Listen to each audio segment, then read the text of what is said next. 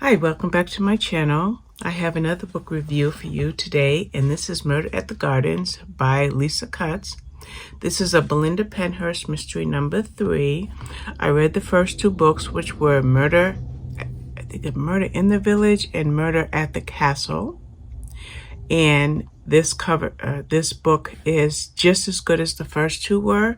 And I'm looking down because I'm trying to find the date.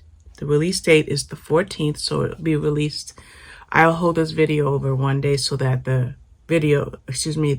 review will go up the day the book is released. Now, this is available on Amazon for $3.99, and I'll put the link in my description below. And then there's also something that I always fail to mention is, as an Amazon affiliate, should you purchase the book, a few pennies will go towards me, and then that in turn gets reflected back to this channel. Now, what is this about? First of all, it's a cozy mystery, and it's definitely one of my favorite genres, but I'm kind of thinking that it is my all-time favorite genre.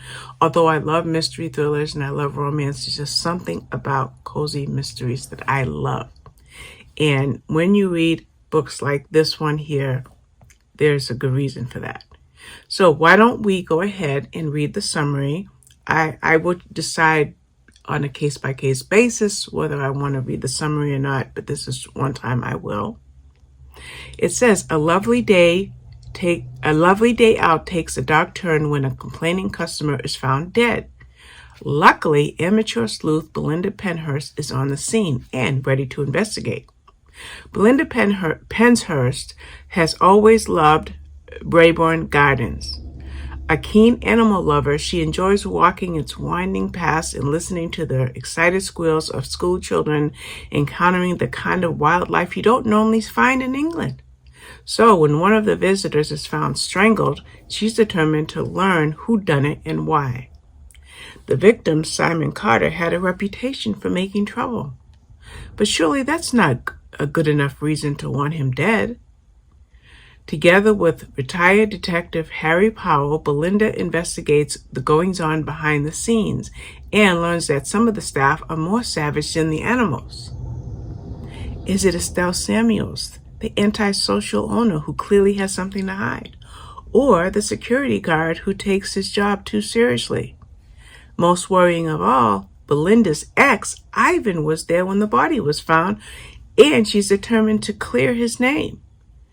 As suspicions swirl, one thing for sure: if Belinda keeps following the killer's tracks, she just might find herself in their sights.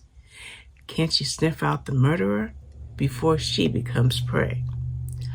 Yeah, sometimes it's well worth it to read the summary, but that's what this exciting third book in the Belinda Pennhurst series is all about.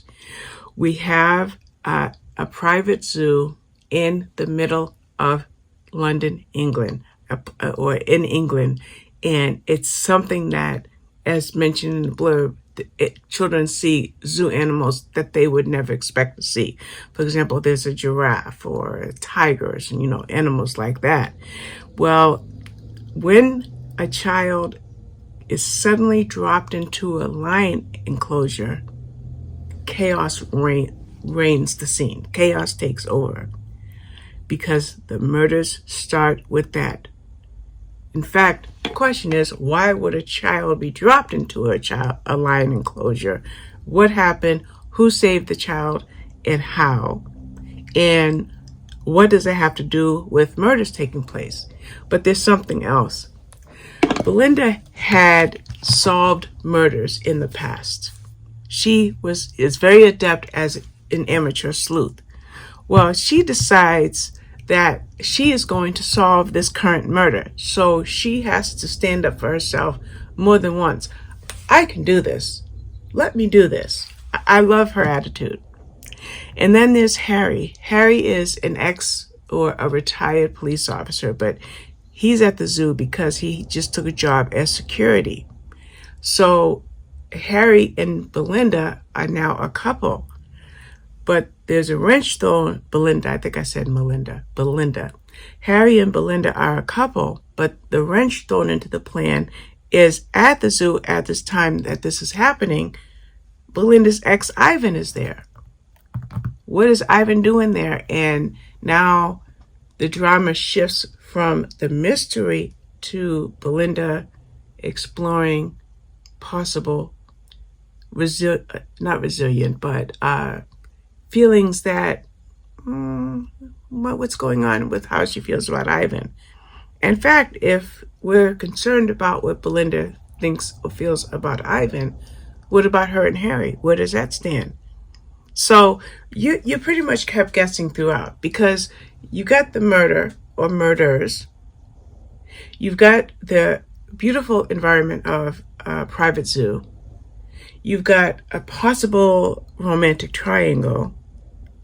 And then you have the strong female protagonist who says, I can solve these murders, and you better let me. I love it. I absolutely love it. And I like the fact that in as much as it's a cozy mystery, I love the romance that gets woven into the pages. But then with this one, I love the complication of an ex affecting the romance that gets woven into the story. So there you have it. A really, really, really good book. I love it. I love it. I love it. And I can't wait to read the next one in the series. All right. Thank you for watching. Bye-bye.